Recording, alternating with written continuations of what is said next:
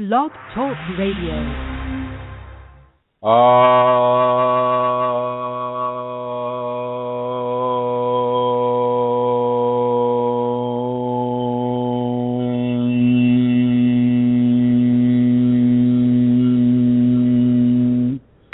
Hello everyone, this is Chrism, and I would like to invite you to a conversation about the Kundalini awakening experience. And my name is Chrism, and welcome to this conversation. Right off the bat, let's go ahead and get going into it. Kundalini brings certain skills, as we've spoken about in past programs. But what it doesn't bring are specific skills that are designed to manipulate others. You don't get to have a skill set that is going to pull the wool over somebody's eyes. You're not going to get to have a skill set that's going to in any way build self-aggrandizement within the person that has the Kundalini. More often than not, you're going to get skills that improve communication, that improve compassion, that improve levels of forgiveness, that improve levels of surrender, and the inner conversation with the Kundalini, as it expresses through the person. Telepathy is a very common skill set that is given for people that have the Kundalini in the expressive state. And so I just want you to know that within the understanding of very special skill sets, you don't get to hurt others with them. Now, if you're pushing people like I do, I push people I challenge their ego, and so I challenge their self-complacency within their ego. Huge echo on my voice. Oh. Huge echo. I wonder, is it for everyone? Does everyone hear that? Not for me here. Let's see. Mary Jean doesn't hear it. Hear it. Atlanta Seeker doesn't hear it. Hear it. No. Oh, thank God. But thank you, Cole. Thank you, Cole, for letting me know. I'm very appreciative of it. And thank you, everybody else, for answering that question. You guys are my sound check, and I am so appreciative. I could just sit here, close my eyes, stream the Kundalini consciousness, and there it would be echoing, everywhere. So once again, thank you, Mary Jean and Phil and Vincent and Cole and Atlanta Seeker. Thank you very much. So as I challenge people's Kundalini complacency, the comfort that they have with their ego, the comfort that they have with the status quo in their lives, this can cause a certain level of anxiety in people. People don't like to be confronted with issues that they need to resolve for the sake of the purification of the container that is becoming an exalted container, a holy grail, so to speak. When we're at the beginning stages or even somewhere in the middle of the stages, we don't like having some teacher come along and say, "Oh, hey, you're going to have to forgive that," or "Oh, hey, you're going to have to establish a form of energetic hygiene so that you can keep yourself from getting infected by this kind of an entity or that kind of an entity." They don't even like to hear the word entity. So it's very important that you realize that within the teaching of the Kundalini, or the teaching of purification for the impending holy grail that the person is, that each one of you, Atlanta Seeker, Guest 1447, Mary Jean, Phil Karuba, Vincent, and Cole are, as well as Eileen and Rosemary and Santara. As this impending holy grail is being purified, it's not always going to be an easy thing. Certain levels of past, certainly karmic level of experience will be brought up for purification. Certain levels of contemporary behavioral modification will be brought up as a way to begin to reestablish a stronger communication with the inner divine. You can't really establish strong levels of inner divine communication having a rampant ego going up and down the spectrum of your soul and expecting to allow its wants and desires and needs to be held as a permanent focus and location for attempting to communicate with the Kundalini. The Kundalini is going to ask you, and in many cases force you, or to give you a teacher that will force you to bring a strong level of discipline upon that ego consciousness. So you just need to know this. Now, with the various skill sets will come various levels of interactivity that, certainly from a teaching standpoint, will include the ability to help a person into looking at their dreams, for instance, or a vision that they may have, or looking at their ego and the reactions of the ego into normal society within a Kundalini context. So, for instance, as you're standing in line at a restaurant, and you can eat a poverty-stricken senior citizen comes in line, a few people behind you, and what is your response to that? It's like, oh gosh, he doesn't look like he has much money. Oh well, and you go on with your day. Or you check your own finances and see, well, could I actually afford to buy that senior citizen his lunch or her lunch right now, and ask that clerk not to mention who it was, just let them say it's their lucky day today.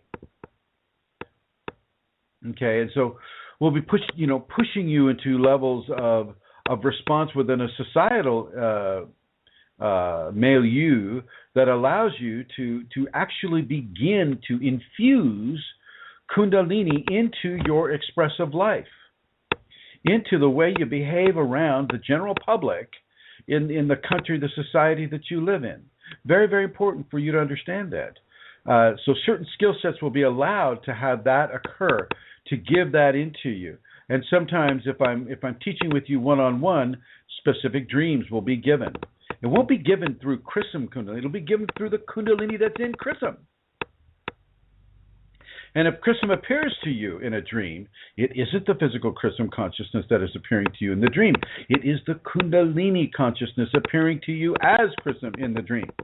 Just the same way that a serpent or a tiger or a wolf or a spider or a bear or any of the praying mantis, a wasp, a bee, any of the Kundalini creatures that come in to the dream life, that will be from the Kundalini. So will Chrism, the teacher, come to you by virtue of the Kundalini into your dream life.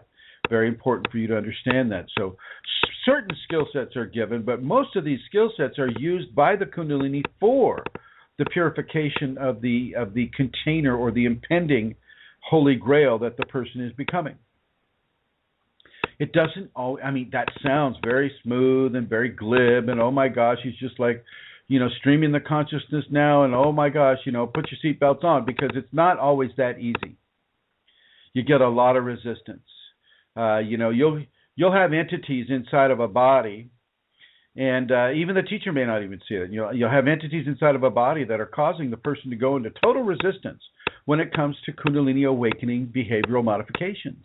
And they will actually be chewing away at certain energetic structures or chakras within the body that would allow a person to slip away from their practice, that would allow a person to fall into deep depression, that would allow a person to fall into a dietary maelstrom, such as drinking alcohol and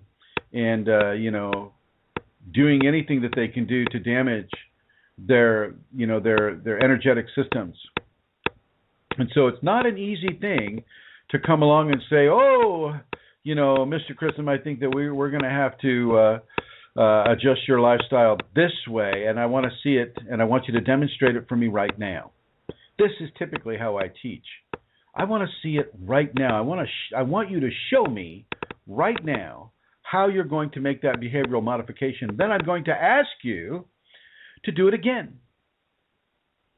and again, and again, and again, sometimes up to 9 times or more, so that you build a level of reference point for how you're making that behavioral modification change to support your Kundalini awakening equation. So it's very important. And I teach from a whole plethora of modalities, everything from direct energetic exchange, everything from that to tantra, wet, dry, and energetic tantra, to Shaktipat, to just didactic, standing up front of the room and giving you the words, to my gaze, having the Kundalini travel along the gaze.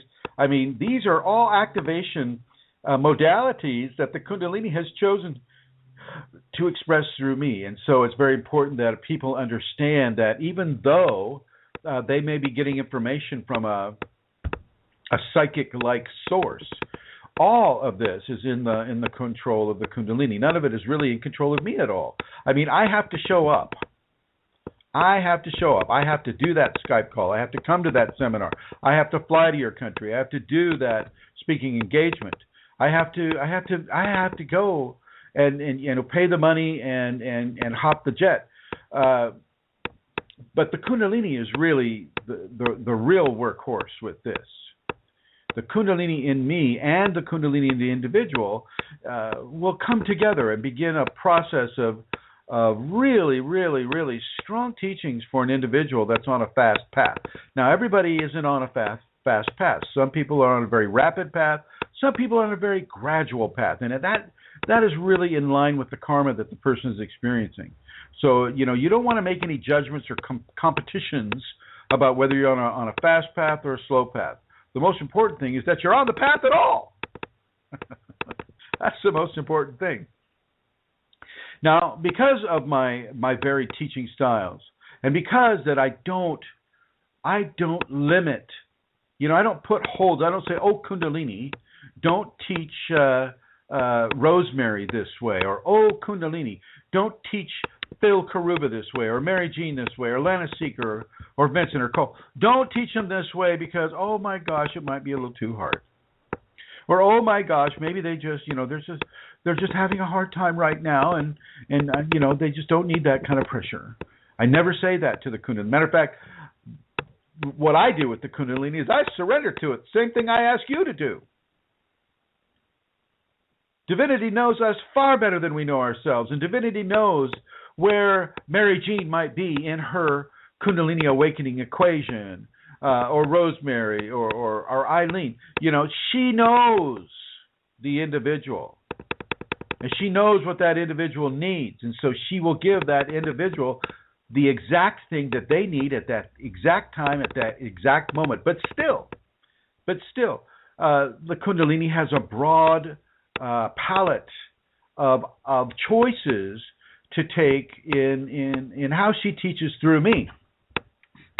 And it's not all happiness. It's not all happy, joy. Matter of fact, I'm going to read you something right now that I posted on the main Facebook page, Kundalini Awakening ! And forgive me for those of you that have already read this, have already. I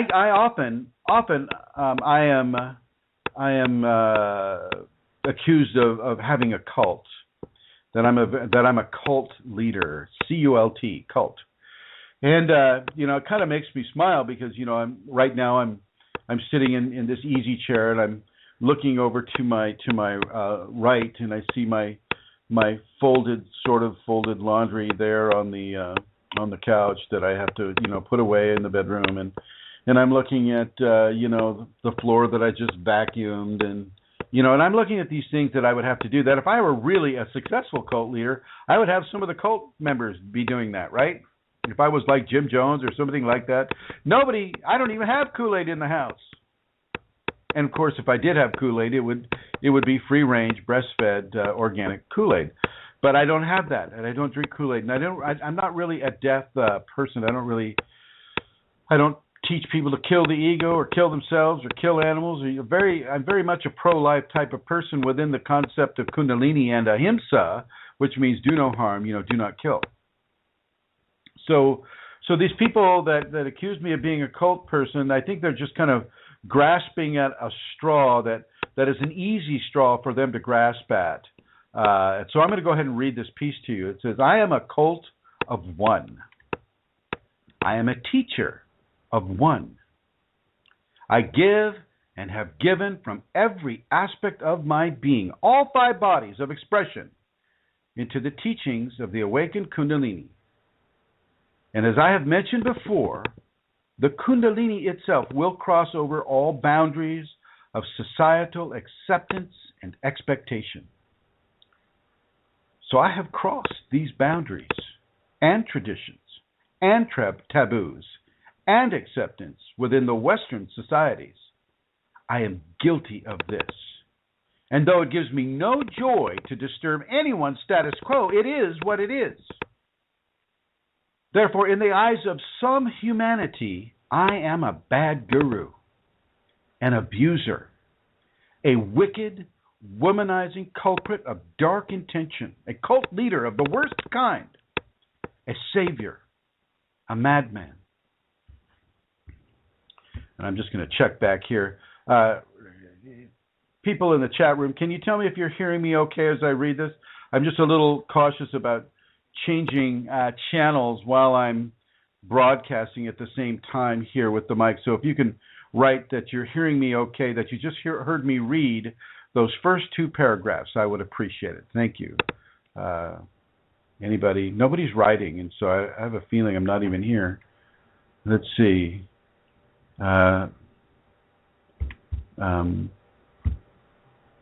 Eileen, can you hear me? Yes, your voice is wonderful. Did you hear me read those things? Yes, I did. Thank you, my dear. Thank you. Thank you for letting me know. Okay, very good, very good. So I can feel confident that I'm not disconnecting from Blog Talk. All right. So yes, I am a cult leader of the worst kind, a savior, a madman. Of all of the goodness or hurtfulness that is done by me as I teach, it will only be assumed, or it will only be the assumed hurtful qualities that are remembered. And I knew from the beginning that this was a possibility. So to explain that a little bit, it is only people don't remember the goodness so much.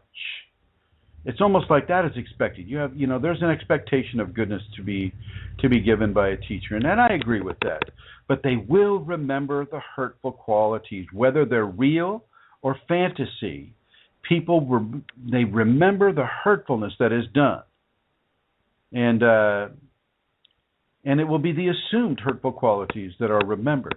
I knew from the beginning that this was a possibility, that the Kundalini in me would not necessarily conform to the levels of Victorian standards of conduct, that any gift of mind, of body, of blood, of voice, of divine emanation would be pilloried and condemned, would be forced into the judgment and accusations and domination of the unawakened people, or those who are struggling with their ego, and by those who want and may now have the Kundalini, but cannot keep it or manage it due to the excess of their little I, the inner child, the ego, and its affiliates, those corrupting entities.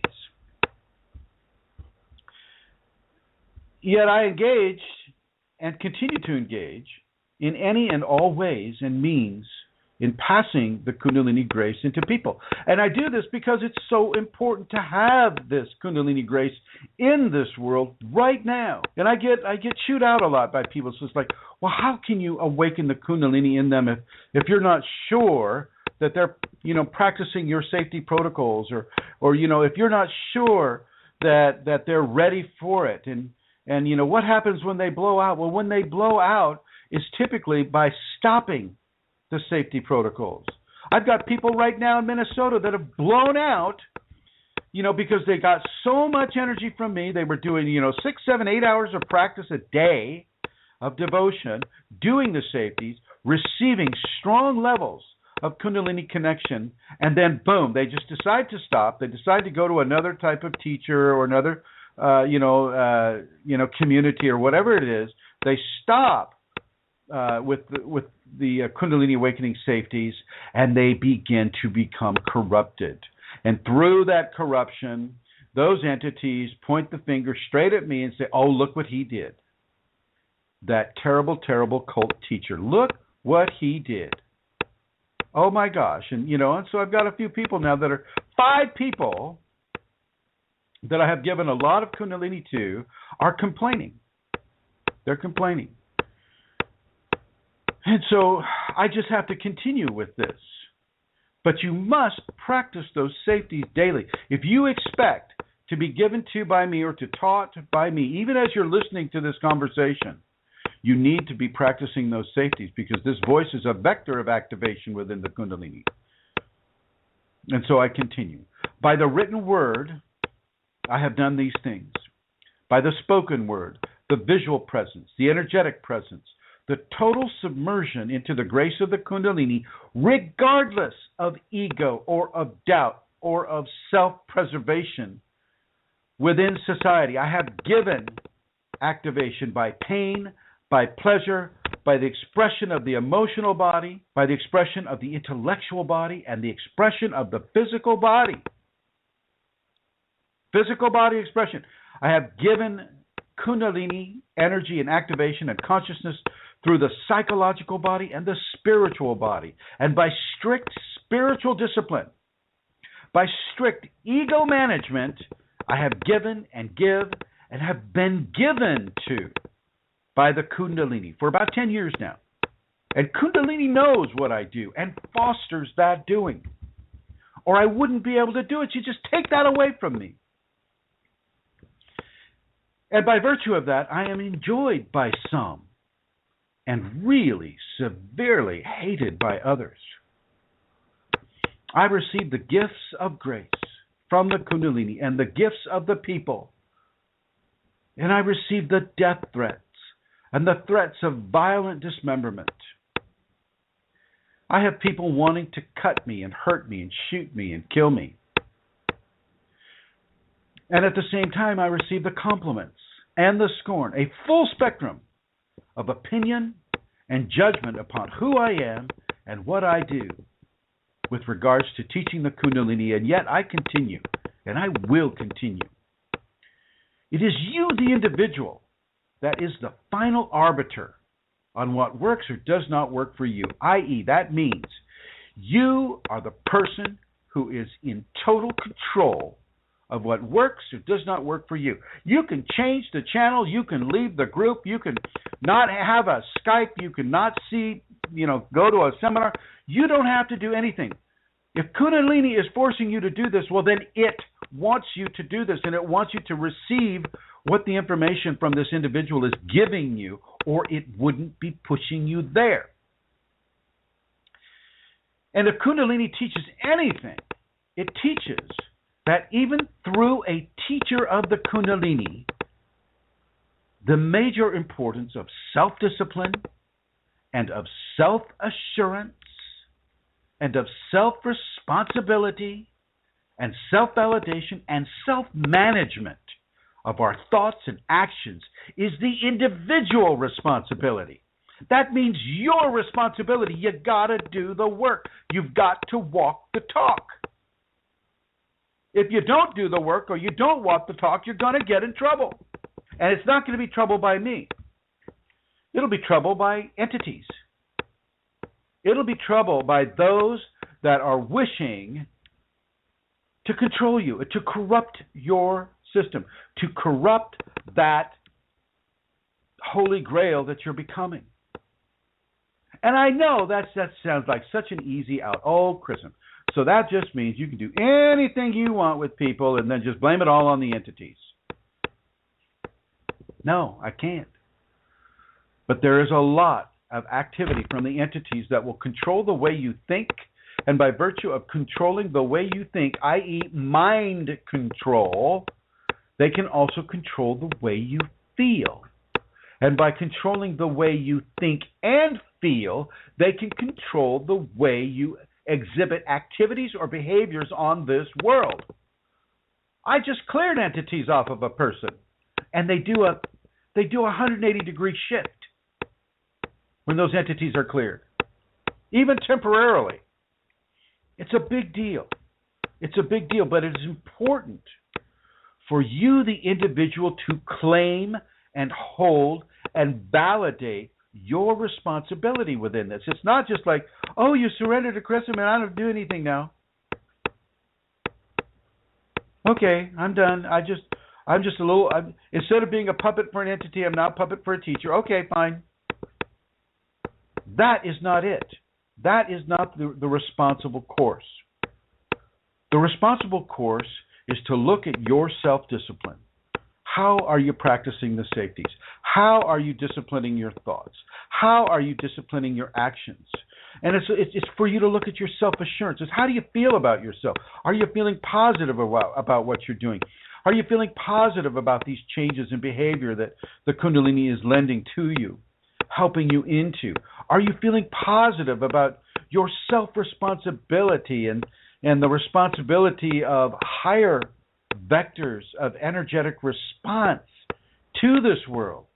And are you self-validating for that higher vector, for even being able to hold a level of energy that can create a validation upon this physical world? And are you self-managing your thoughts and your actions on a continual basis?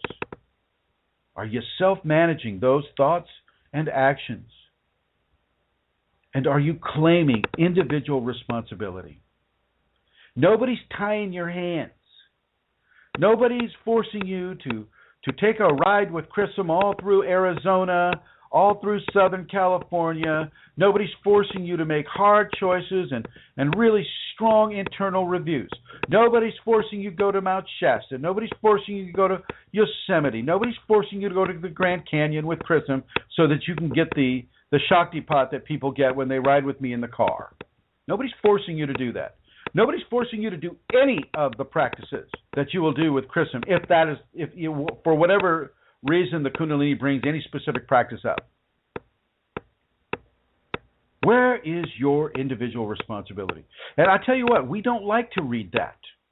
Oh, no.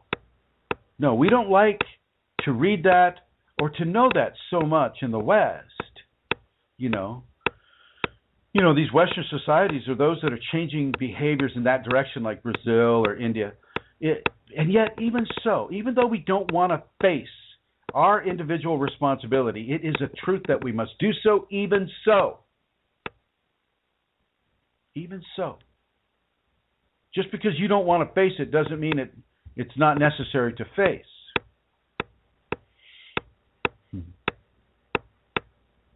It's very important to face this.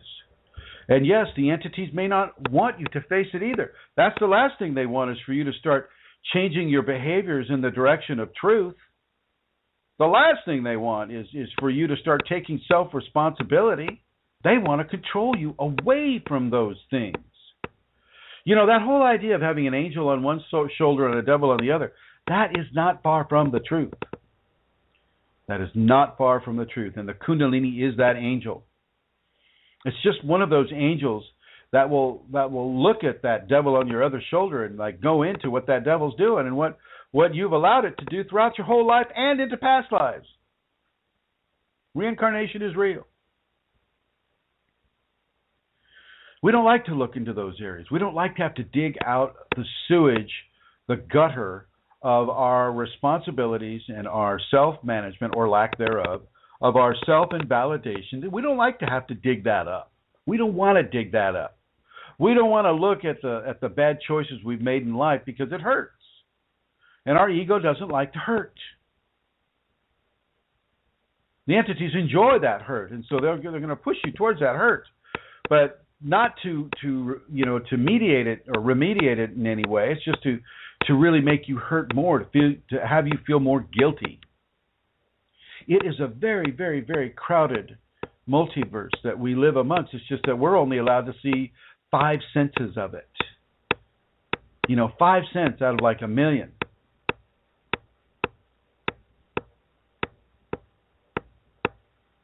It is said that there is no one to tell Chrism, me, to stop.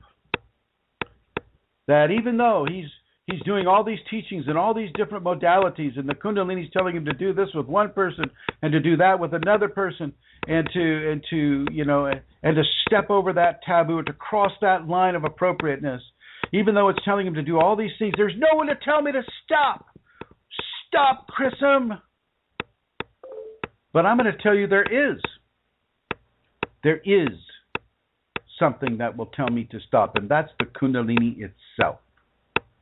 It tells me to stop very, very, very effectively. And it tells me in very, very clear understandings what to do or not to do. And the problem with those that say that there is no one to tell me to stop, the problem with them is they don't get to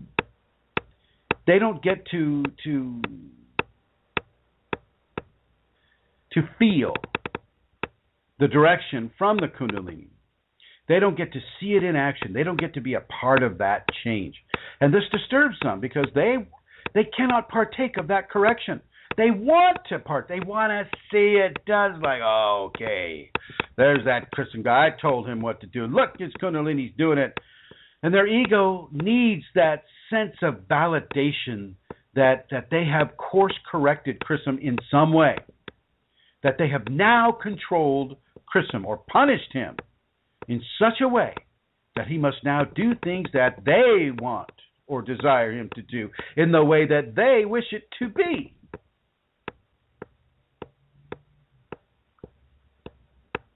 Well, they don't get to have that satisfaction. They don't get to have that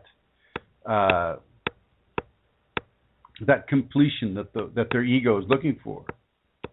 Because really, if you look at it, even without the Kundalini, if there is no one for me to teach, no one for me to drive to the Grand Canyon or Sedona or New Mexico or across the country or, Yosemite or Mount Shasta or any of those things, even if there's no one there to read what I write or to hear the words I speak, if nobody has an interest, then there is no harm done.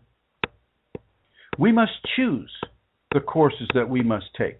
We must choose to discern what we want to do, where we want to do, who we want to do it with, and why we want to do that. Many of us, we want to attain and be known for greatness. And some of others we want to be seen as suffering, as a way of gaining the validation of sympathy, drowning in the victimhood mentality of the ever-present victim, always taken advantage of and never being able to, it's like Charlie Brown, what did you get for Halloween, Charlie Brown? I got a rock. We want to be seen as suffering and gaining that sympathy from others. Oh, did that mean wretched teacher Chrism do that to you? Oh. Some of us want to have an edge on others. We want to be able to use the Kundalini in such a way that we can make that sales deal go through. We can sell that car. We can sell that real estate. We can jump over all the other people ahead of us in line for promotion, or we can win at the casino, or we can in some way we want to have that edge over other people so that we don't have to compete from a level playing field. And really, what care we cannot provide for ourselves, we search for in others through the actions and positions of being helplessly taken advantage of, or receiving and learning what is being offered. Receiving and learning what is being offered. Oh my gosh, what a big step that is. Offered by a person like me. We make our own choices here, folks. And it goes right back to personal responsibility and the management of personal responsibility and the management of your choices and the management of your life and the management of where you bring yourself and who you bring yourself to in this life. There are other Kundalini people out there. You don't need to teach. You don't learn from Chrism. Granted, I don't know that anybody teaches what I teach or these aspects of the Kundalini that I teach, but still, You can go out and learn Kundalini yoga. You can go to other places and hop on the 50-year plan or the 20-year plan. You can read a book. You don't have to learn from Chrism. And it doesn't really matter that I give freely to all. That doesn't seem to matter to people. It doesn't matter that people get to choose and command in what way they would like to learn or receive the grace of the Kunalini. What matters to many, not all, but to many, is the want of ego aspirations of self-absorption, i.e., they want more of an opportunity for self-absorption within the ego, of ego validation, ego control. They don't want to have to make any of the hard changes. These are not typically people that I will take on as private students, but this is kind of maybe a snapshot of some of the people that want to come into this. They've kind of bought into the whole idea of all they have to do is change their mind a little bit and they can get anything they want. Forget about ego work. Forget about behavioral modification. You just got to switch your mind sense a little bit. You can get anything you want, and that includes enlightenment from the Kundalini. Well, I got news for you folks. It doesn't work that way. You definitely have to change your brain, but you don't change it towards getting anything you want. You change it towards doing what the Kundalini wants you to do. That's what you change it for. You change it towards being able to separate the ego from the entity. What is my ego and what is my entity? Typically, if it's your ego, there's going to be some sort of self-aggrandizement or self-centered interest in any given action, thought, deed, or emotion. With the entity, it's going to be typically one of corruption. Now, sometimes they will just lie. They'll say, "Oh no, we're of the light." And it's and for the beginner person, they may go, "Oh, it's from the light. Oh, how nice. Well, of course I will do that." But no. Eventually, they will show their true self, and they will show you that they're basically there to corrupt, to hurt people through you, but to hurt you first. Okay. And so that's another part of the self-responsibility is learning to discern the ego from the entity control. And I do not typically allow people that are refusing ego control or the initiation of ego control to become a private student. Being a private student, being someone that I Skype with all the time or I drive with in the car, these types of things. These are sacred agreements are made.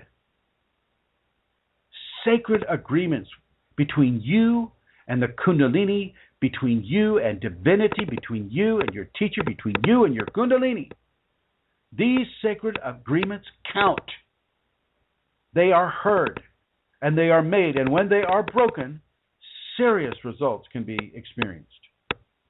And I'm not going to tell you what those results will be, but they're not gentle. And these sacred agreements, they are typically broken by the ego that is typically being influenced by entities.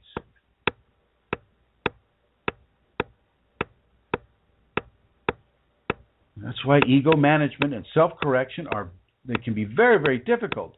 They're not easy at all, but they're very, very strong pathways up the Kundalini mountain. And so it is, as a rule, it seems, that those who are assisted won't say anything. They just take the assistance and they're silent and they don't, nobody hears that, oh, this went well. And those who are not assisted in the way they wish, i.e. the ego way, they will complain loudly. And so it is with the teachings that I give and have given, and in the way they are given. I have many, many detractors, and they are very loud.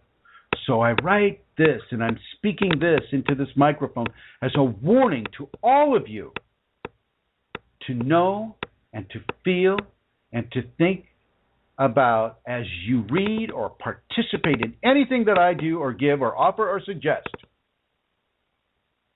I am a tainted teacher to many people, a gross abuser, a bad guru.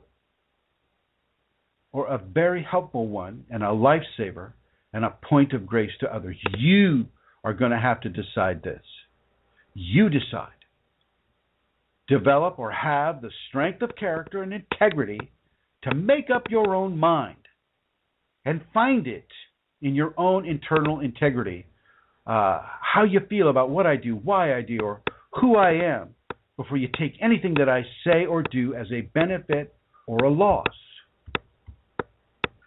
Okay? Oh, and I see somebody posted here on the chat group here. It looks like it's Cole. Oh, here we go. Vincent. Yes. The entities can also fill you with emotions that are not yours. Here's the thing. The entity can read your emotional body. It can see what your trigger points are. Okay, and so Vincent says, I'll get something pushed into my head. And no, this is not a hot knife. You know, you'd get for too much practice, I suppose. Not quite getting that, but okay. And Cole says, I have that too, Vincent. It's a fear test given through an entity. Don't give the thought any energy. Just ignore it. Good for you. Good for you, Cole. The entity makes you think it's going to happen, and you just need to ignore it and trust your Kundalini. Absolutely.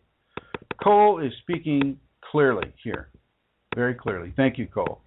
And, sorry, Atlantis Seeker. I start rocking when I do the consciousness streaming. Sorry. I'll stop. I promise I'll stop right now. I'm stopping. This is my behavioral modification right now. So I've written this. And there's another thing that I feel is important for people to hear. And it's another thing. It's called a very strong practice. This is a real big deal too, because how we do our practice can, in many ways, it can influence how we interrelate with the Kundalini, how we interrelate with others, and certainly how we interrelate with entities. And so if you have a very strong practice, meaning that, let's just say that you can meditate for hours or give devotion for hours at a time, and you're going very well with this, and you're getting good phenomena, in your waking life, in your sleeping life, your spiritual life, it is essential that you keep up the integrity of that practice. As this practice is given and sustained, a form of an energetic barrier can be developed against unwanted intrusion into you, the individual, by an entity.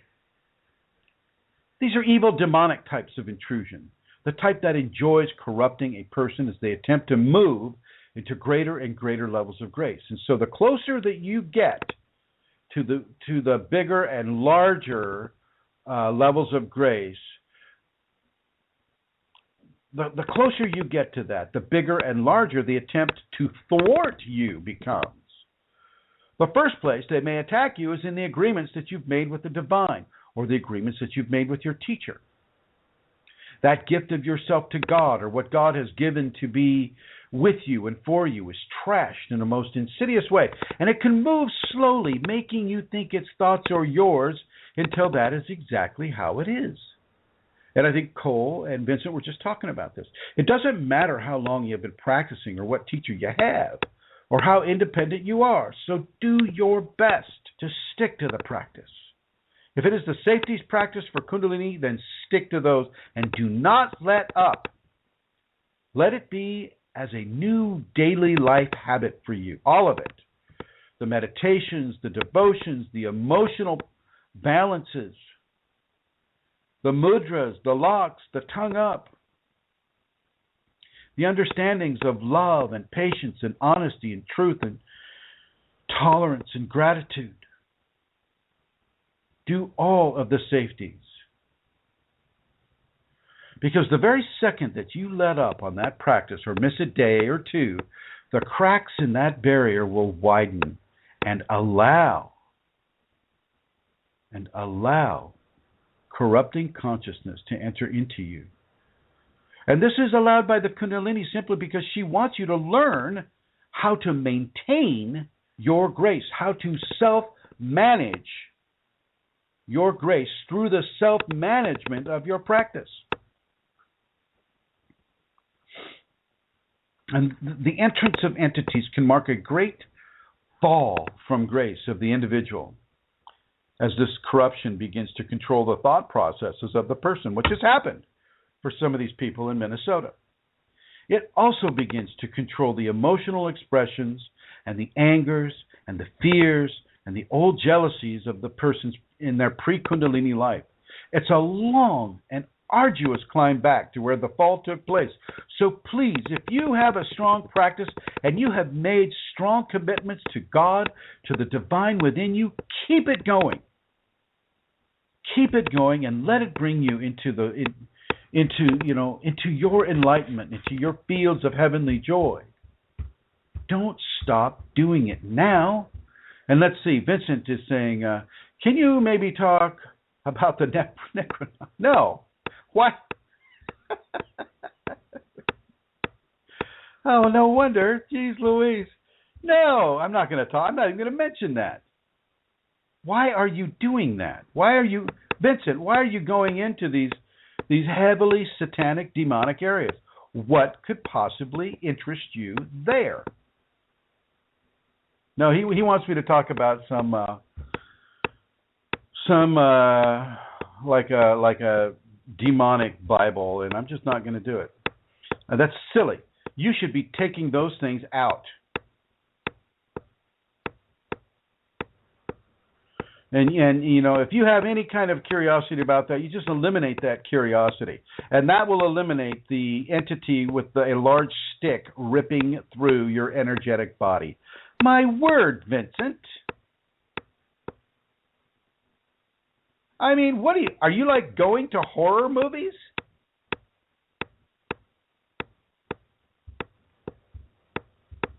Yeah, you need to really maybe oh, sorry, I was rocking again, Atlanta Seeker, my bad. You need to really begin to control and manage what you're doing, what you're thinking, why you're thinking what you're thinking. And you just turn any kind of interest or level of focus away from that book and away from that demon with a stick. And you just don't give it any attention at all. And ask your Kunalini to balance out your energetic anatomy, and she will. But you got to hold up your end of the deal, Vincent. You've got to hold up your end of the deal. This is a good test for you.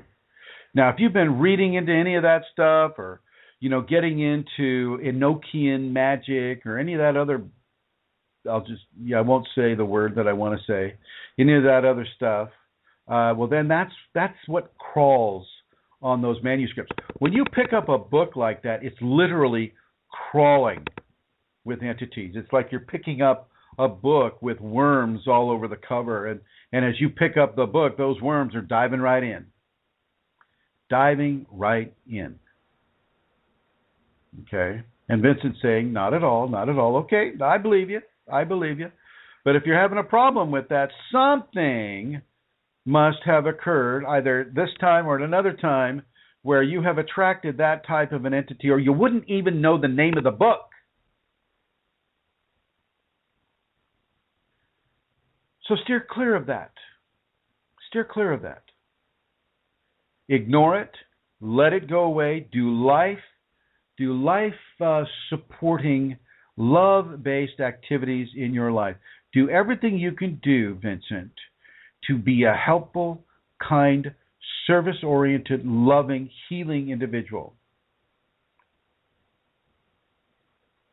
I don't think I mentioned that book. Maybe I did. Maybe I said don't read it. Well, that's enough. If you've Googled it and you've looked at its name and at its picture, that's all you need to see. You just need to really don't look it up. If I say don't read something, that's not an invitation to Google it and look at the pictures. That means you don't even Google it. Okay, let me repeat that.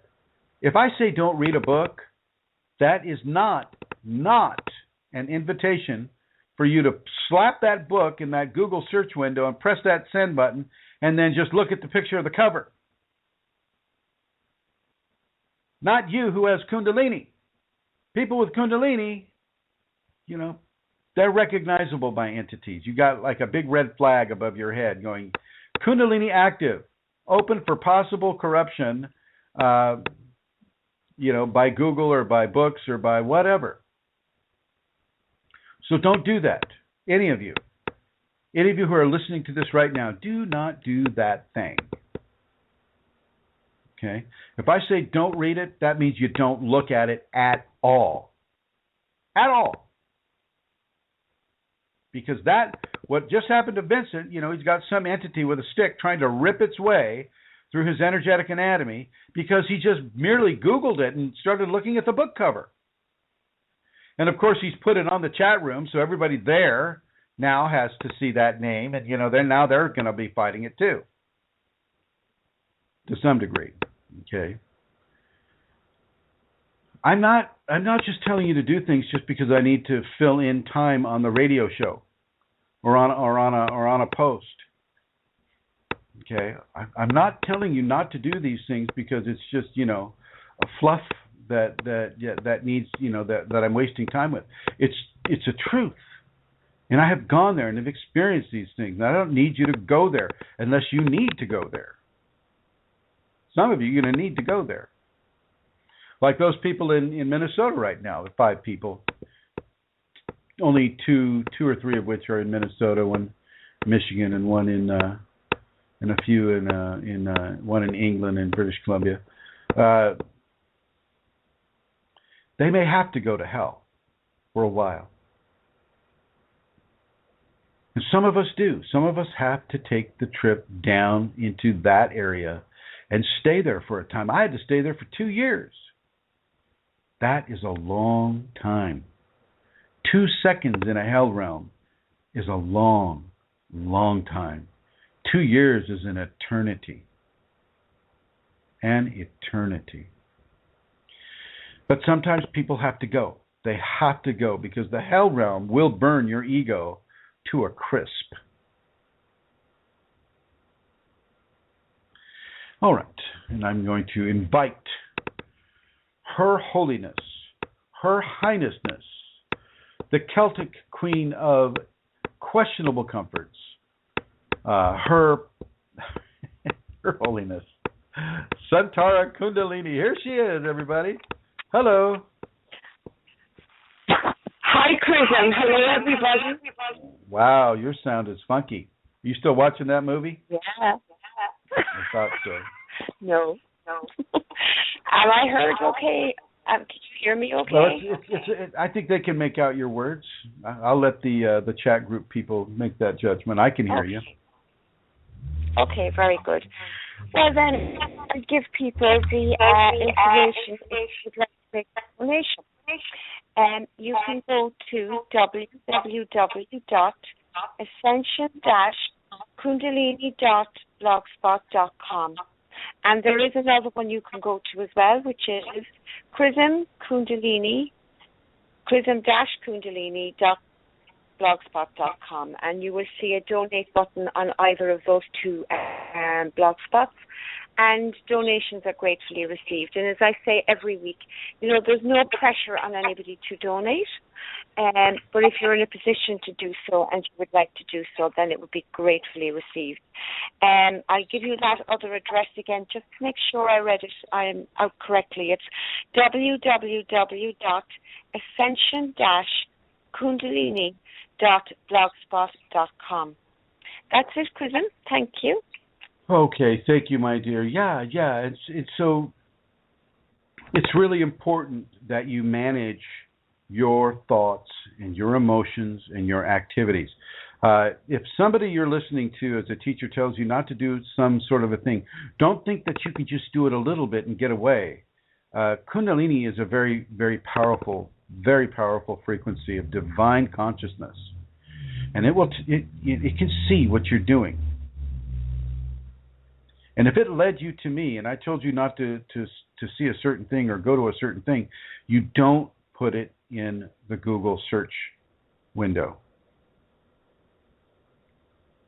Okay, you don't go part way there at all. Don't go there at all. Okay, and it's also very very important for you to trust what the Kundalini has brought you to. If the Kundalini has brought you to a teacher like me that does all of this type of weird stuff, everything from astral projection to blessing water, to giving Shaktipat, to driving you to sacred sites all over the western United States, to intensive one-on-one work, you need to really trust that source. The Kundalini does not make mistakes, ever. Divinity does not make mistakes. It's already divine. It does not have to go through the refinement process in order to become divine. It's already divine. It is there. It doesn't make mistakes.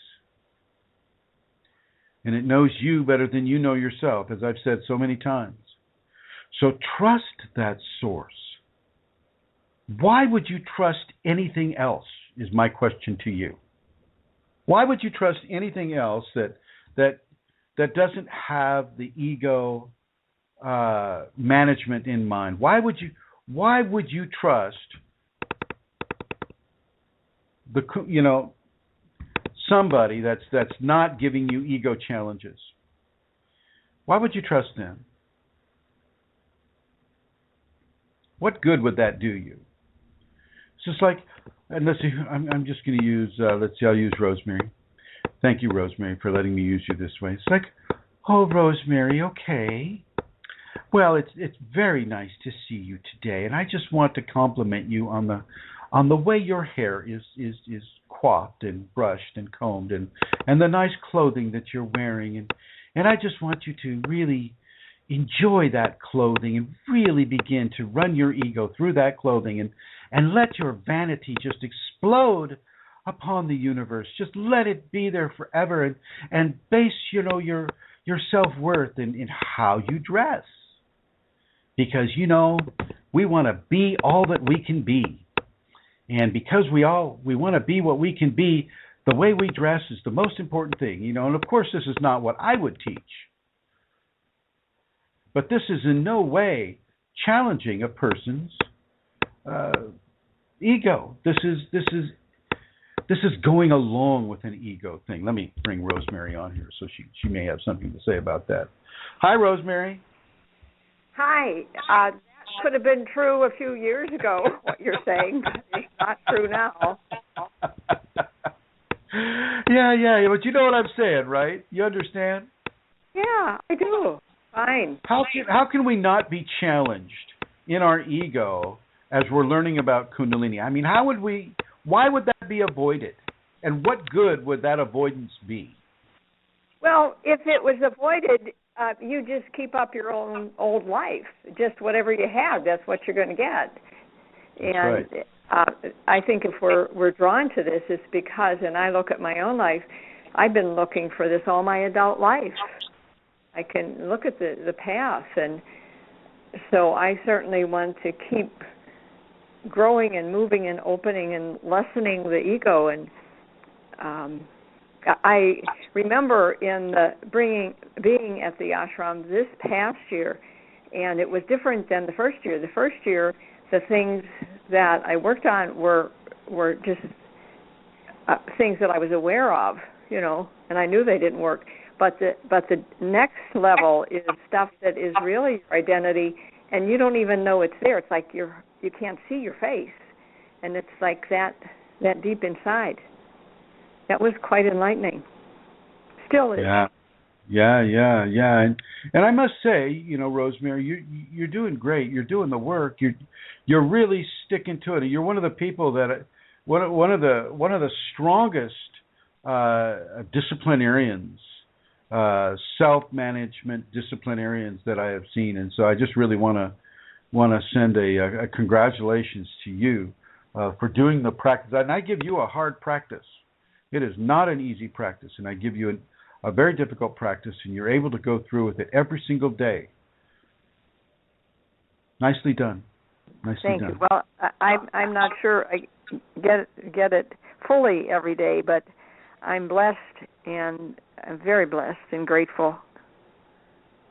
Well, yes, thank you, my dear. Thank you. And I'm going to put you in the blue right here. Now, thank you for responding.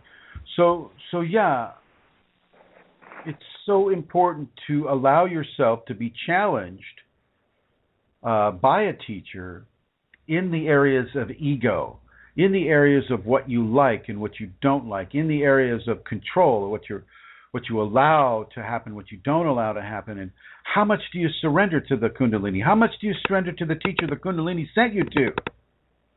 What part of the life is not given into this equation? Seriously, folks. What part of your life, what part of your mind, your emotion, your spirituality, your psychology, what part of your physical body is not given into this? What part of you are you keeping from your inner divine? What part of it? What part of your inner body, or your mentality, or your five senses? What part does that not to get to have control over?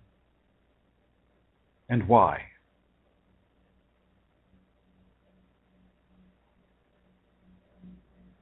Okay. And if you have an answer to that question, I am going to invite you to call into the show. And the number is area code, that's a New York area code, 347-934-0026. That's 347-934-0026. And let me tell you, the people that are studying with me, right now, these people know. They are on the tip of the spear, like Rosemary. The tip of the spear. When it comes to what I'm talking about right here, they know what it's like.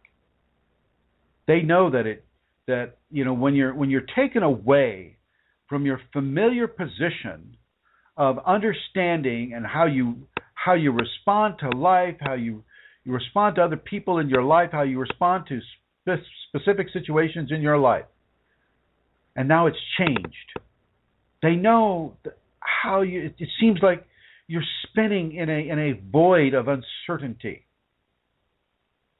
And then when you have entities hop onto you while you're spinning in that void of eternity, of infinity or uncertainty, as they start to eat away at your energetic anatomy, it can be very, very difficult.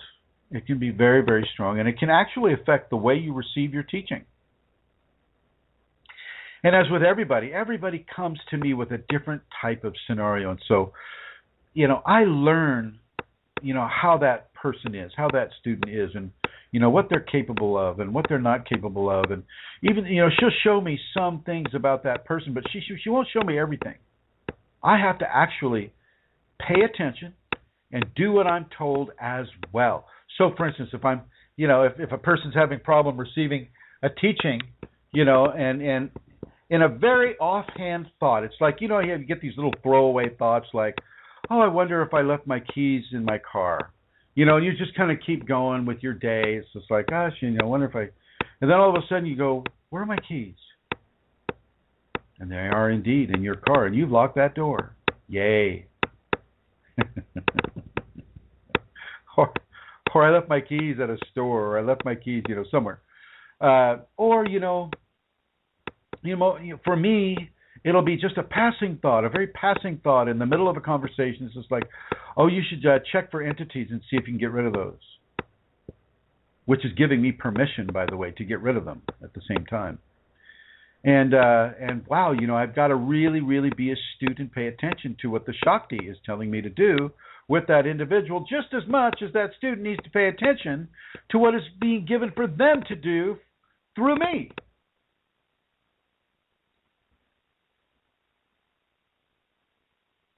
So it's very, very, very, very important that you practice your surrender. And that you practice your energetic hygiene. And by energetic hygiene, I'm talking about clearing yourself. And so, something like this. You'd say to yourself, I own my space. If there is anything that is not of me in my space, it leaves now. And you make that work. You make that a fact. And it does work. You'd be surprised at what you could see leaving a person's body. Really, it's an amazing thing. It's an amazing thing. So you practice that energetic hygiene. You take that shower. Oh, taking a shower actually is also very, very helpful that way as well. And if you're taking a shower and you say that little saying that I just gave to you at the time that you're taking the shower, that's also very helpful.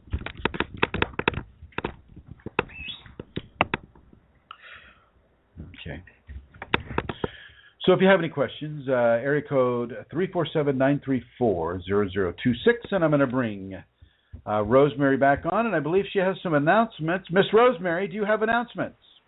Yes, we are in Minnesota preparing for your visit and also having another seminar here, November 14th and 15th, Saturday and Sunday, and you will be here giving talks around the cities the week before that. And also the expo, I have it here. Yes, right in front of me. There is an expo that you will be participating in and speaking, and that is the Saturday and Sunday before that, November 7th and 8th at the Earl Brown Heritage Center. One of the biggest and most popular ones, in a good sense, here in Minnesota. And you're speaking at 3 o'clock on Saturday. There's also several of us will be down in Mankato, which is about maybe an hour and a half south of us, at a conference there on, not this weekend, the next one. This is 10th and 11th, so it will be that expo, I'm sorry, is 24, 25 of this month. And okay. my information... How do they contact you, my dear?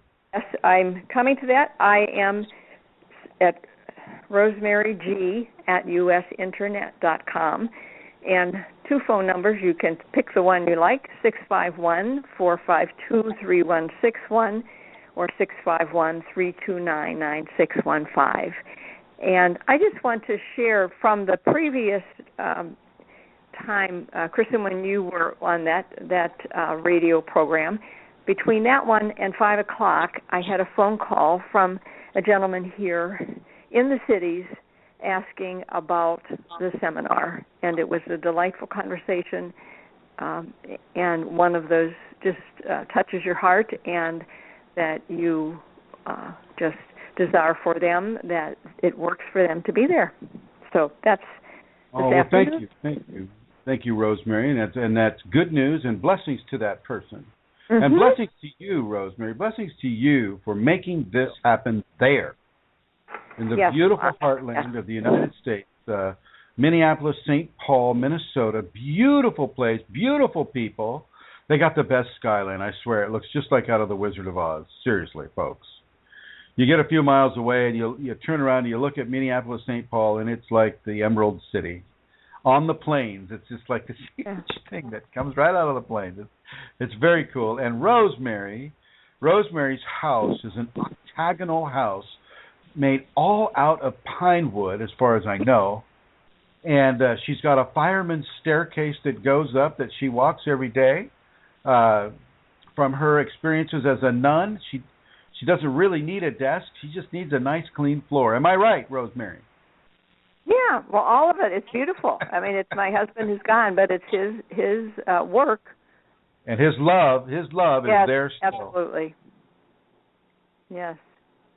So I would encourage everybody who's listening to this to get a hold of Rosemary. Even if you can't come, just get a hold of her and talk to her about her practice and about how she approaches her Kundalini, how her Kundalini has approached her. And what level of surrender have you given, Rosemary? It goes deeper and deeper. And when you're... And how does that feel? How does that look? It feels at home. It feels comfortable. It feels unknown. It feels available to be used.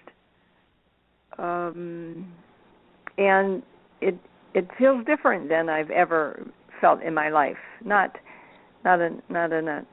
It's just a different. It's been where I've been journeying. It's been my search. And how has society benefited from your Kundalini awakening connection? Well, I think you're asking some specific questions, things that your guidance have given me some directions to be connected with the poor and the homeless, and some things I did, and that's present for me often, and I look to ways, even in the future, to be of service there. Like giving them food, delivering food, and giving you home as a shelter. I remember you drove all over the city looking for a person that you thought was going to be sleeping out in the freezing cold of Minneapolis, about making sleeping bags for the homeless, buying shoes for the homeless. I mean, hello, society has really, really benefited from your connection with Kundalini awakening. Well, thank you. But you know what comes to mind is a simple little example that I told you today that happened yesterday. But it was just an experience of some concern, and I could feel it, and it wasn't moving fast enough like I wanted it to. And I followed just an inner guidance of stop here at that store, and I just thought it was a fleeting thought. But I turned my car around, and I went, and the gift was standing behind this lovely couple who were very quiet. They were probably late 70s, 80s, a gentleness and presence that I was aware of behind them, and that's why I was guided there, was that spiritual gift that I needed at the moment. And what the benefit is, not just me, but I was able to express that to them and say that. And I just talked to somebody about something before one of that expo we were part of before, and we have something to work out. And he said, every time I talk to you, it's always encouraging. Now, I mean, that's 8 or 9 months ago. I mean, that between these conversations. Nice. I'm not aware of that, but I'm grateful to hear it when it is, because that's my intention. Well, I am also grateful to hear these things that you do and that you're recognizing and that you're noticing in your society, in that society of the Great Plains of the United States. And thank you very much, my dear. I'm going to put you in the Shiva Blue. And once again, that's rosemaryg@usinternet.com. And give your phone number one more time, would you please, Rosemary? 514523161. One more time. And the other one is 651-329-9615. Thank you, my dear. Thank you. See you soon. All right. Be happy to go to the beautiful Midwest of Minnesota. And so now I'm going to turn the page to Her Holiness in the Emerald Isle. Yes, the Emerald Isle. Speaking of the Emerald City, this would be the Emerald City of Cork, I believe, or thereabouts. Yes. Cork. Yes, Chrism. Cork. Ken, do you have any questions that you've collected from our various communities? I do.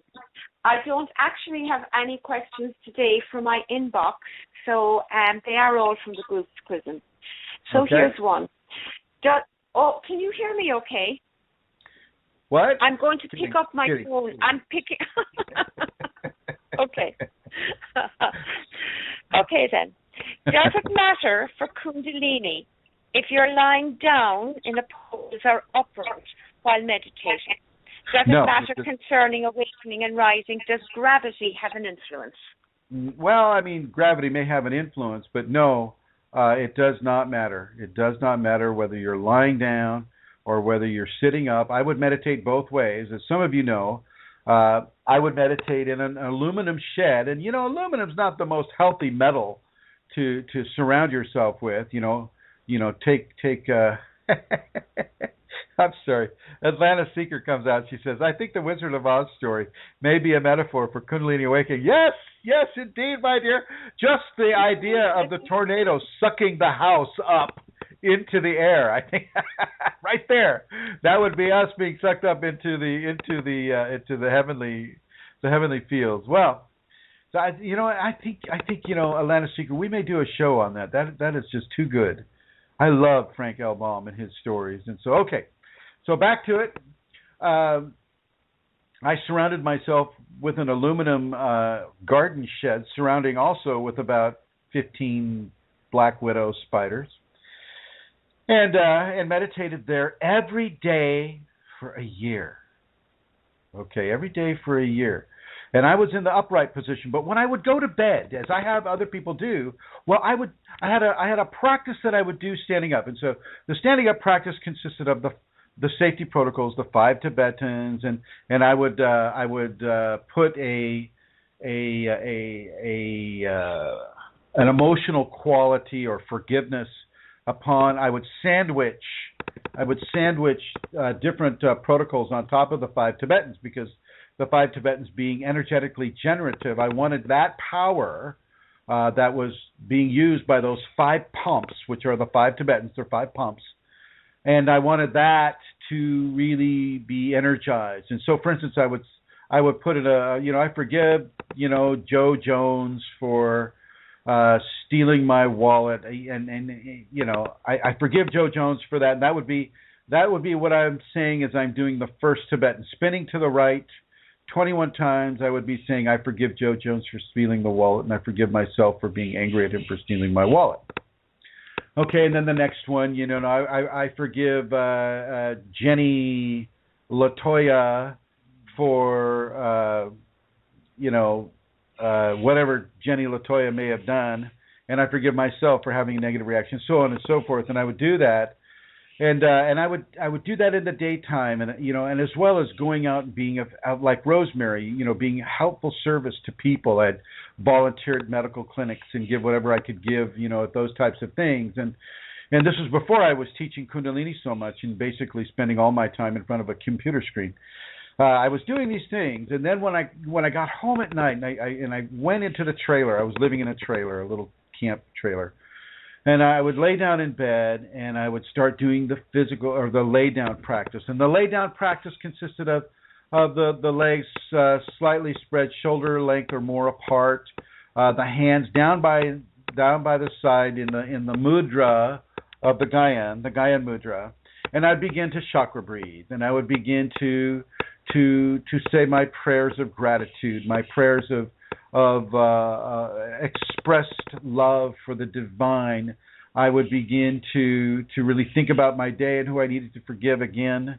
I would look at my tolerance levels. I would look at the gifts of the safeties that I didn't even really know of at the time. I was just doing these things. And so you can do a practice that is a sitting up upright practice, and you can do a practice that is laying down. When my primary spinal sweep came at the age of 30, I was in a laying down position. I was supine on the mattress, and I was jerked up into a spinal arch on my knees, arching backwards and basically convulsing backwards as I merged into the divine consciousness. So both ways is just fine for the Kundalini. Over. Okay, thank you, Chrism. Next question. I have an incredible headache since Thursday night. Today it's gotten much worse.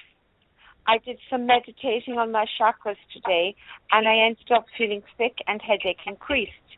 Now I have major trembling and vibrating in the right side of my body. Am I doing something wrong, or is this just energy increase? Oh gosh, did I respond to that person? Oh yikes! I'm not sure.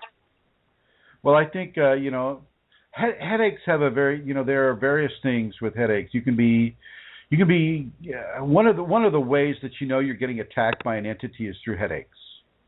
You can go into a place like when I take people to Sedona. They have these new age places down there, and they're just so loaded with entities. Oh my God!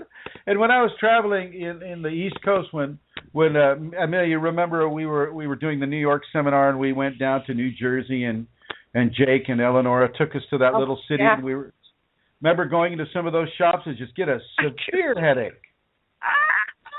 Yes. And you're just like going, oh my God, and it just drives you out of the store, and it stops. It stops as soon as you leave the store. Well, the same thing down in Sedona. You have these crystal shops where all these mediums are sitting around, and they're like, well, it looks like you need to come back here 7 or 8 more times because I have a car payment that I need to make, and of course, I'm going to give you something. But, headaches can be an indication that that there's an action of violation occurring to you, of a spiritual nature, a violation of a spiritual nature. They will try to get into your fontanelle or into the transpersonal channels that line the edge of the fontanelle on the right and left side. And also, if you're doing a lot of devotion, if you're doing a lot of meditation, I had a student recently doing, very, very much devotion and a lot of meditation, and they were getting the hot knives. It's like a hot knife being buried into the top of your skull. And that's often, not always, but often that's an indication for you to just back off of the energetic generation practices at the time. Let your body process some of the energy that you've already developed through that very, very hard meditation and devotion. And once she did this, well, then the headache went away and she could go back to the practice that she was doing. And so headaches have a multitude of causation and reasoning behind them. It's not all one thing. And sometimes, you're drinking too much caffeine, or you decided to start paying attention to the safeties, and you're pulling away from caffeine, and you're doing it cold turkey. And that can also give a person headaches. And if you're pulling away from an SSRI, like a pharmaceutical drug that the medical industry hand out like candy, and if you're pulling away from that and you're not following the physician's advice, which I advise everybody to do, follow the MD's advice and titrate down. That means take it a little bit of a time. Don't just go cold turkey and try to do the whole thing all at once. Have some patience.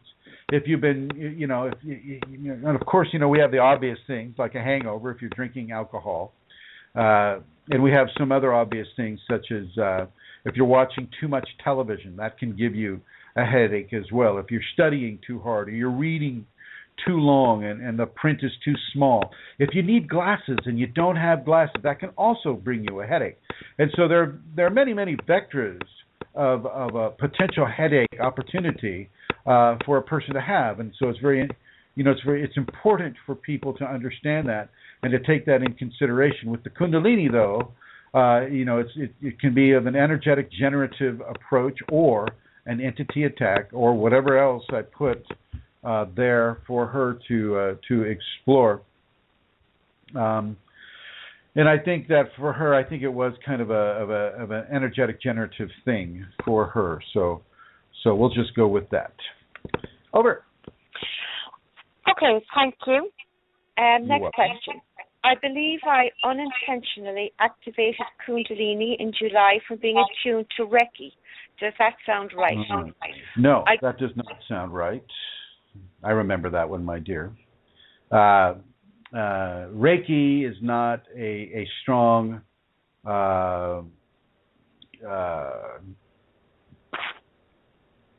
pattern or practice for activation. But what it does do is because you've been, attuned to Reiki, this or Reiki, vanilla Reiki, chocolate Reiki, McDonald had a farm Reiki, any of the various Reikis, even though the Reiki itself may be simply a commercial ploy to have you spend money online, or a very, very sincere opportunity to give grace to other people, it's not so much of an activator as much as it is a permission to be open to inner energies. The permission itself can cause an activation of the Kundalini to occur if that person is destined to have it. And I think that person would have been destined to have that if she received a Reiki attunement and then developed Kundalini symptomology after that. Over. Thank you. Thank you, ma'am. Is it recommended to focus our awareness on the belly or the second chakra to move the energy away from the head? It will be, but maybe not if it's a very strong energy sensation. Well, that's kind of a weird question. Thank you. It looks they're like asking for a friend.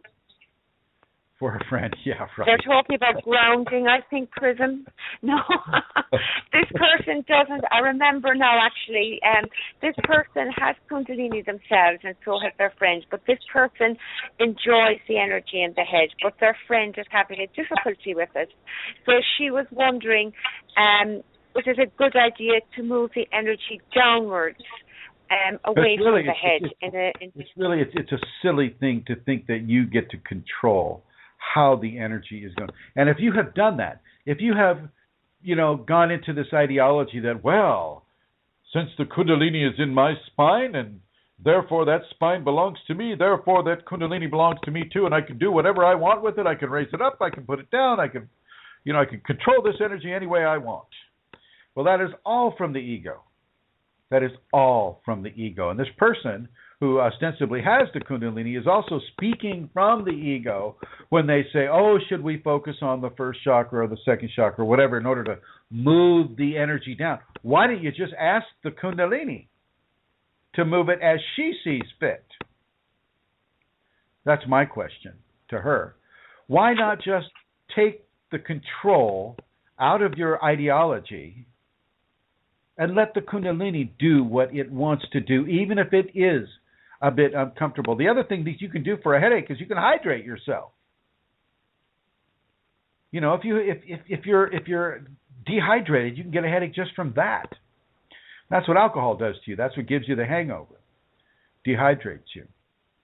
And so this person, they need to first of all, they need to look at their level of surrender to the Kundalini. And oh my gosh, the complacency of my friend is being challenged, and therefore, what can I do to bring complacency back into the equation of my friend? And I would suggest that you begin to surrender to the Kundalini for yourself, and to counsel your friend to surrender to her Kundalini as well. And stop trying to move the energy to the seventh or to the second or anywhere else in the body, and just let it flow the way it needs to flow. That's my answer, my dear. Thank you. Okay, thank you. Okay, the whole thing has moved. 2 seconds, Chrism. Okay.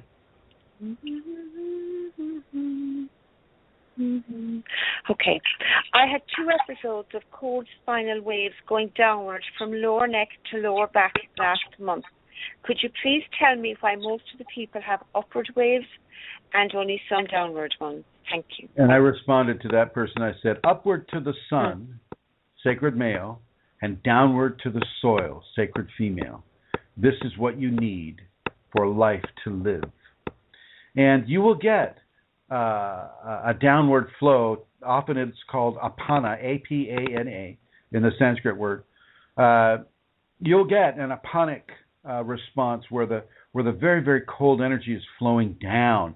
Often it'll flow down the front channels, and the hot energy will flow up the spine, out the top of the head, come on over the forehead, and flow down the front channels that way, and form a kind of like a microcosmic or a macrocosmic circuit around the outer edges of the epidermis or the skin.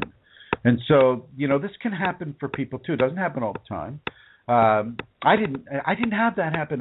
My Kundalini came up. My Kundalini was really strange, and it came up, and it jutted out of my third eye and out of my fontanelle at the same time. Of course, that was a sweep, and so I don't think this person is talking about a sweep. So no, I think they're just experiencing the male and the female at the same time, and it can go that way. Certainly in a macrocosmic orbit type of activation sequence, you can have the hot coming up the back, and you have the cold coming down the front. Over. Thank you. Next question.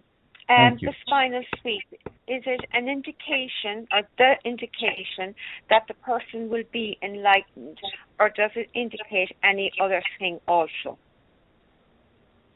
Read it again.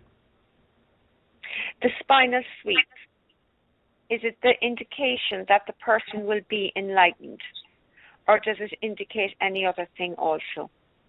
Well, the spinal sweep, I mean, now there are different types of spinal sweeps.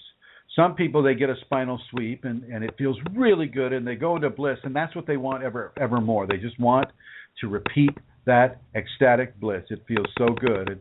And there's another kind of spinal sweep that gives you union with divine, and you begin to understand that you are divine. Everybody's divine. Everything is divine. Every molecule on this world has a divine signature upon it.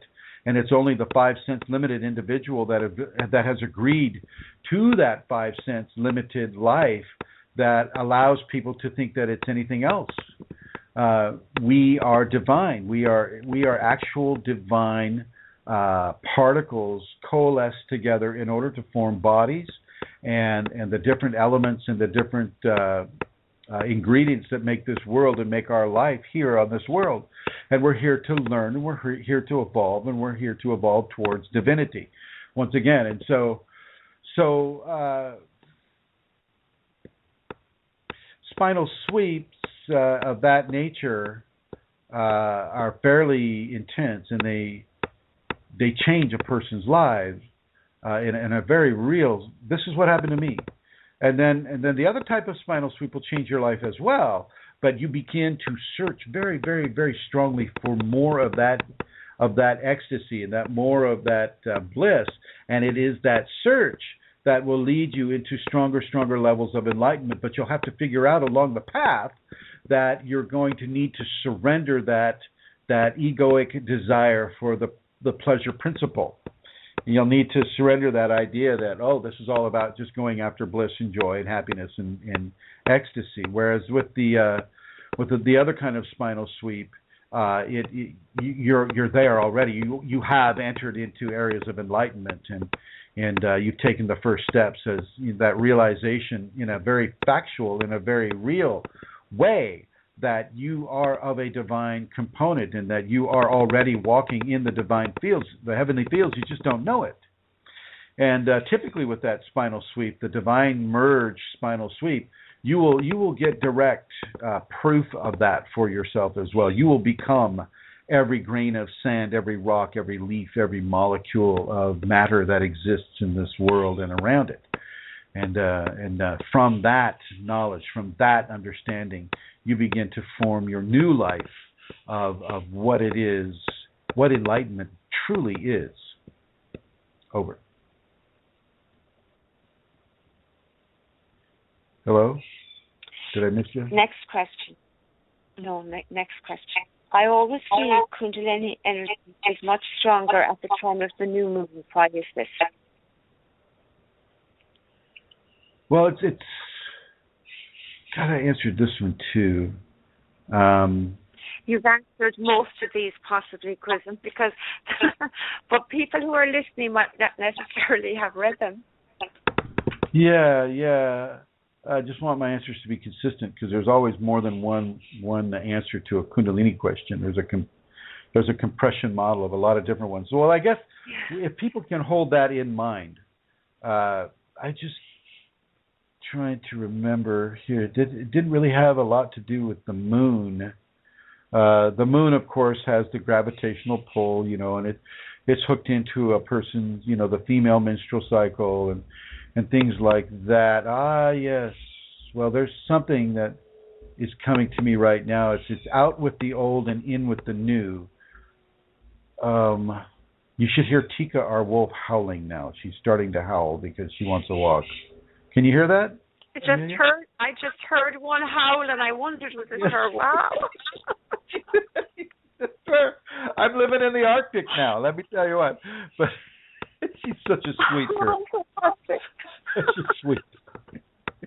She's for people that don't know, we have a new rescue here. Her name is Tika, Tika, and she is a wolf hybrid dog. So she's a dog and a wolf at the same time, and they don't bark as much as they howl, and she's howling as if she's standing in the forest, waiting. Poor thing. I was just like, oh my God, your heart just goes out to her. And I'll be walking her around the lake. Oh wow! Today. I'm looking forward to meeting her, Chrism. Oh, you're gonna. Yeah. She will just love. She loves yet. Kundalini people. Oh, she's great. Brilliant ice blue eyes. I mean, she's a Kundalini animal all the way. I don't know how we get so lucky. It's just blessings to the Shakti for bringing her into our life. Out with the. Oh wow! No, that was an answer to a question about PMS, premenstrual pain, premenstrual syndrome, and that was, of course, the out with the old and in with the new, the pain of letting go the old and the pleasure of bringing in the new is what can also cause an interference with the moon issue, though. I know that you've got the lunar and you've got the solar. You got the sacred feminine with the lunar. You've got the sacred male with the solar. With the moon, the sacred feminine is accentuated. And with the full moon, the full force of the sacred feminine is accentuated as reflected by the sacred male upon her. So the light that you get from a full moon is literally the moon reflecting the light of the sun upon the earth. And so that reflection on that full moon is as a way of tantric blending that the multiverse is giving us, and this is what divinity has set up for us, is that we get to see the reflection of light. So the light of the male enters into the firmament of the female and is blended there and captured by her. She holds that light particle, and that in turn is reflected upon the earth by the full moon as the sacred union that we would accomplish within a tantric Mayathuna type of context. Mayathuna is when the male is seated in an upright, easy pose, and the female is seated upon his Shiva lingam, and she dances upon the Shiva lingam in that way. And this would be what the light is doing to the sacred feminine moon as it reflects itself on us. And of course, people with the awakened Kundalini are going to respond to that.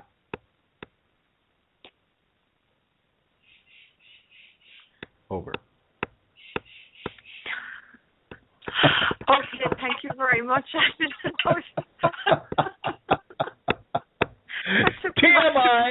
TMI, just go ahead and say it. TMI.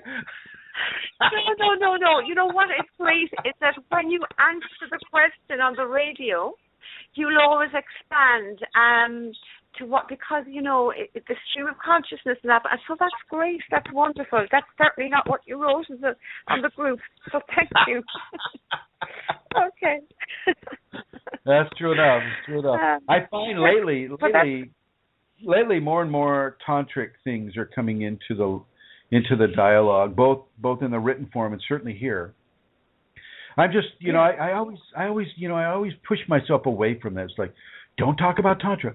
Don't talk about tantra. You're going to offend somebody's ears. And I look at my reputation online and I go, how could it get any worse? So I'm just going to talk about the tantra. So there it is. Good. Good. I'm glad to hear that. Okay, so next question. I have been seeing white and blue orbs since my mother died 12 years ago. I assumed that they were, I assumed then that they were my mother letting me know she was there. Since then, they have grown in numbers. I assume they are only energies, but I don't really know their purpose. So can you speak on that and why they are there? What we want to do is we want to differentiate little brilliant points of light that people often will confuse as an orb and an actual orb. An orb is almost like a bubble of light. Am I right? Do you agree with that, Amelia? Yes, I do. It's almost like a clear bubble of light, and often you'll see a face in it. When I've gone to with Amelia Centaura to Ireland, we go to where's the what's the name of that one castle? It's like a loaf. What's it called? A loaf of bread or loaf of. It's where that Dominican thing was down there. That ruin that we did a few videos. The Rock of Cashel. The Rock of Cashel, right? I don't know where I get loaf, but anyway. Yeah. The Dominican. I should have got cashew. I should have got the rock of cashew, right? There's a mountain called the Sugar Loaf, and I'm thinking we were never there. Oh, it's called what? Anyway, the Rock of the Sugar. No, the Sugar Loaf. Oh, Sugar Loaf. Sorry. Okay. I swear, you said the other one. Okay, all right. The Rock of Cashel, and there's a Dominican place below that. You're right, yeah. Right. And so you go to this Rock of Cashel place, which is one of the areas where the kings of Munster. Thank you. Munster. And we're not talking about the Munsters on the television show. We're not talking about. Okay, and neither are we talking about Munster sandwich bread or meat or whatever. It's not that either. It's they actually had their name were the Kings of Munster, and they were the kings of. They were a huge following of populations in Ireland at that time. They were the kings of the place. They were like the royal family of Britain is right now. That's what the kings of Munster were to Ireland in about the 13th century or the 10th century, somewhere around there. Yeah, 10th-ish. Yeah, and so we're standing up there on this Rock of Cashel, and I take a few pictures, and wow, I look at the pictures after I've taken them, and there are orbs all over the place, and they've got faces in them. And then I go to France, and you go to Chartres, the Chartres Cathedral, and if you're American, you'd say it looks like Charters because it's spelled Chartres, and because we're Americans, we say, oh, that says Charters, but it's really actually Chartres or Chartres. And if you take a few pictures in Chartres, you're going to see orbs all over the place as well. Orbs on the floor, orbs in the middle of the giant. What do they call that, Amelia? The 60-foot. Yes, the labyrinth. The The 60-foot wide labyrinth that they have there. Orbs floating all over the place. You'll see faces in those as well. And orbs are consciousness. They are a form of discarnate consciousness that can be viewed through a digital flash. So the camera emits a digital flash and it lights them up for whatever reason, and you're able to discern orbs on your film. And I've seen orbs following me in redwood forest, in Brazil, at a place called Alto Paradiso, big orbs, following us. And we're going up to the 14th parallel up there, and we're doing all of these very, very, very esoteric things there at the 14th parallel. 14th parallel is the parallel that goes through Machu Picchu, goes through the pyramids of Giza, goes through Brazil, goes through Alto Paradiso. And so it's a very, very, very sacred parallel on the world. And it goes through all, and the ancient people knew this somehow. They knew that the 14th parallel was the big spiritual vein of the energetic anatomy of the earth. And so, of course, we go up to the 14th parallel, and we're doing a lot of Kundalini practices and group practices of the Kundalini nature. And of course, there, you'll see the orbs going around you. The difference between, say, an orb and a point of light, like a sun, like a miniature sun, is that the point of light is pure incandescence. It is not translucent at all. It is bright, and it floats of its own conscious desire. It floats in, it floats out. It stays in your energetic anatomy, and it floats right across your visual field. Where typically you won't see orbs which are a different kind of consciousness, like a discarnate consciousness, you won't see them with the naked eye. Typically. Some people can, I think, but you won't typically see them with the naked eye. You'll see them with a camera flash. But with the Kundalini suns, you will see that with the naked eye. And you can blink, and they're still there. Okay. Orbs are often ancestors. Orbs are often guides. Orbs are often some sort of a discarnate intelligence that is interested in you and following you around for whatever reason. Maybe they're attracted to your energetic signature of your Kundalini awakened. Maybe they're an ancestor, as I mentioned, or a deceased family member, as I mentioned. Yeah, there's the difference. Okay. I see orbs down in Kerry, in the woods and in that's right. field, That's you right. know, around that bog, right? Yeah. You've got that bog, the holy bog, or bogginess. Anyway, I shall ask the next question.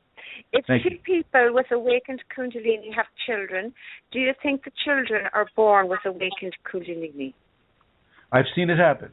I know you, Amelia, you have kids that are Kundalini, and you have it, and your husband's getting it, and so I know that I've seen it happen in other people as well. So yeah, there's a possibility. I certainly wouldn't guarantee it, but there is a strong possibility that a person, if even one spouse is activated, the male or the female, the children have a very strong possibility for being activated with Kundalini later on in life. Yes. Over. Okay, thank you. And this is true. Okay, so a person suffers due to his karmic account. If a healer tries to heal, hope the healer does not get deficit. Sorry. Ask the question again. Hello? Oh, she's gone. She got bounced off. Oh my God. Well, I think the question she was asking was this: if you give a healing to a person, do you have to take on their karmic residue? And some people that would be the case, depending on their intention. Okay, so it looks like I have a caller here. I wonder if I should just click on that. It's me, I think. Yeah, hi, me. Is this me? Yeah, I think it's me. That's a strange number. I got bumped off. That's a strange number, isn't it? Unusual for me. Okay. So did you get that question? Takes on the karma of the person they're healing, right? Is that right? Yeah. Yes. Yeah. It depends on the intention of the healer. If the healer's doing it for self-grandiosity, if the healer's doing it for or if the healer's doing it as being a conduit of divinity, that is what will really, really, really make the difference. Typically, if you're a conduit of the divine, it is not you that is doing it. It is the divine that is doing it through you. If you are doing it as I am the great Chrism the healer, and thou shalt have life because I will it so, well, then you're going to have a problem.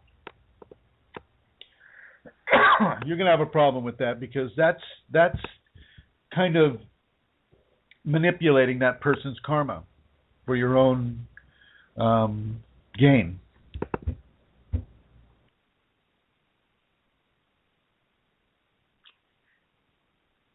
Are you having a drink? No. Okay. Those over cues are really good. Okay. Okay, so is that it?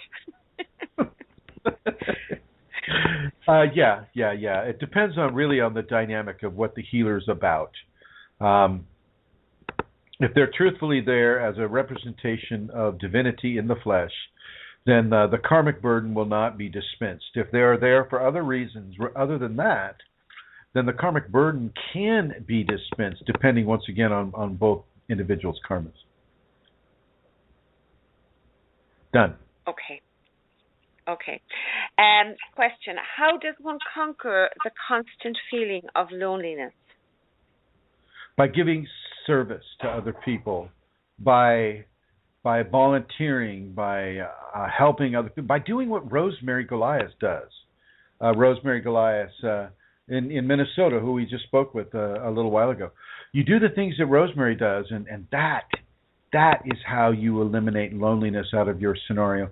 But you got to understand that nobody's going to understand that you have Kundalini. Nobody's going to know. Nobody has reference points for it. And so, and then if you start telling them, they either want to just send you into the psych ward, or they just want you to shut up because you're scaring them. And so you don't want to go around telling everybody, oh, hey, Amelia, did you know, I have the Kundalini, hey. And you're going to be going, are you getting a drink? Are you having another drink? Have another pint. And so you can't really talk to people that way. That's just that you mentioned the pint. You said, are you getting a drink? You got it in there.